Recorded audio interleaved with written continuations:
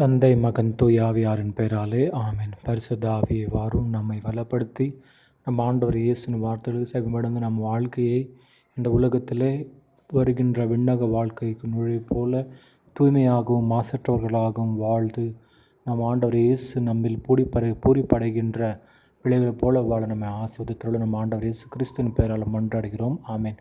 அன்புக்குரிய சகோதர சகோதரிகளே, இன்று மாதத்தின் முதல் சனிக்கிழமை நம் நம்முடைய தாய் அன்னை மரியாளுக்கு அர்ப்பணிக்கப்பட்ட நாள். அன்புக்குரிய சகோதர சகோதரிகளே, இன்றைய முதலாவது வாசகத்தில் நாம் கேட்கின்றோம் எவ்வாறு யோபுடைய அனைத்து ஆஸ்தி அனைத்தையும் பிள்ளைகளையும் ஆண்டவர் அவரை ஆசீர்வதிக்கின்றார். ஏனென்றால் யோபு ஆண்டவர் மீது வைத்த விசுவாசம், நீதிமான் தன்னுடைய விசுவாசத்தால் வாழ்கின்றார் என்று சொல்லப்படுகின்ற இறைவார்த்தை இவ்வாறு நிறைவேறுகின்றது. ஆகவே நம்முடைய வாழ்க்கையில் வருகின்ற துன்ப துயரங்களில் நாம் மனத்தளராமல் ஆண்டவர் மீது விசுவாசம் கொண்டு வாழ வேண்டும் தவிர நாம் நம்பிக்கையற்றவராக வாழக்கூடாது.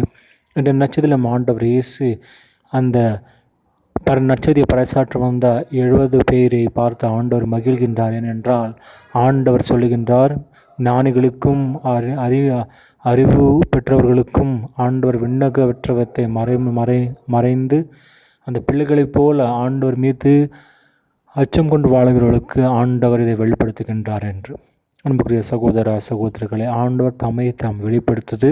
ஆண்டவரின் பிறப்பை, அந்த பிறந்த குழந்தை இயேசுவை பார்த்தது தமக்கு ஒன்றும் தெரியாது என்று அறிந்திருந்த அந்த இடையர்கள் மற்றும் தமக்கு எல்லாமே தெரியாது என்று இருந்த அந்த ஞானிகள் தான். ஆகவே ஆண்டவர் பார்வையில் நாம் தாழ்ச்சிமையோடு வாழ்ந்தால்தான் அவரை உணர முடியும், அவருடைய வல்லமையை நாம் பெற முடியும். ஆகவே நம்முடைய அன்னை மரியாள் போல நாள்தோறும் இதோ நான் ஆண்டவர் அடிமை என்கின்ற தாழ்ச்சிமை மனப்பான்மையோடு வாழ்கின்ற திறமைக்காக நாம் அன்னை மரியாள் வழியாக ஆண்டவரிடம் ஜெபிப்போம். சிறப்பாக இந்த மாதம் ஜெபமாலை மாதமாக இருக்கின்றது. ஆகவே நம்முடைய குடும்பங்களில் குடும்ப ஜெபமாலையை சொல்வோம். நாள்தோறும் நம்முடைய பங்கில் திருப்பலி முன்பாக நாம் ஜெபமாலை சொல்லுகின்றோம். ஆகவே அனைத்து பிள்ளைகளோடு சேர்ந்து நாம் ஜெபிப்போம். ஜெபிக்கின்ற குடும்பம் வல்லமை பெறுகின்ற குடும்பம்.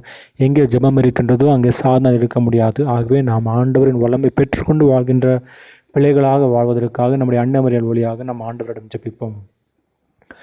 மாதாவே துணை நீரே, உம்மை வாழ்த்தி போற்ற வரம் தாரும். ஏதோ பிள்ளைகள் வந்தோம் அம்மா, ஏற்றன்பாக எம்மை பாரும்.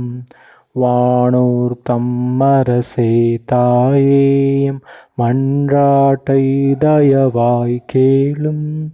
ஈனோர் என்றெம்மை நீர் தள்ளாமல் எக்காலத்துமே தற்காரும். மாதாவே துணை நீரே, உம்மை வாழ்த்தி போற்ற வரம் தாரும். ஏதோ பிள்ளைகள் வந்தோம் அம்மா, ஏற்றன்பாக எம்மை பாரும். ஒன்றே கேட்டிடுவோம் தாயே, நாம் ஓர் சாவானா பாவந்தானும் என்றென்றுமே செய்திடாமற் காத்து எம்மை சுத்தர்களாய் பேணும்.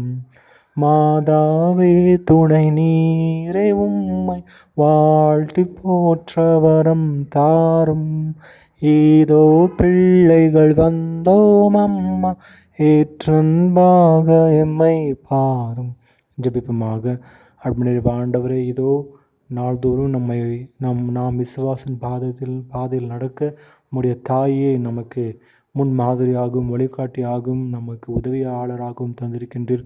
நமக்கு நன்றி சொல்லுகின்றோம் ஆண்டவரை. இதோ அந்த கானா ஊரில் அந்த குடும்பத்துக்காக பரிந்து பேசுவது போல இன்று நம்முடைய குடும்பத்தின் தேவைகளுக்காக, கவலைகளுக்கு, பிரச்சனைக்காக உங்களை பரிந்து பேசும்போது நம்முடைய ஒவ்வொரு குடும்பத்துக்கு தேவையான ஆறுதல், ஒற்றுமை, அன்பை நீர் பொருந்தவராக நம்முடைய திருப்பெயரால் மன்றாடுகிறோம் நல்ல பிதாவே, ஆமென்.